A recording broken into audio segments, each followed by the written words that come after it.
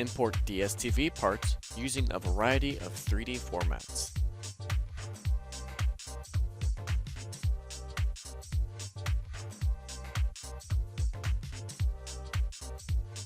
Assign DSTV process step to the part. Enter optional DSTV header information.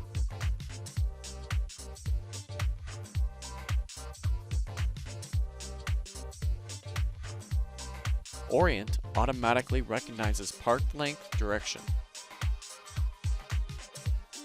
Process performs dimension analysis and selects block outputs. Export the DSTV data into a NC1 file for manufacturing.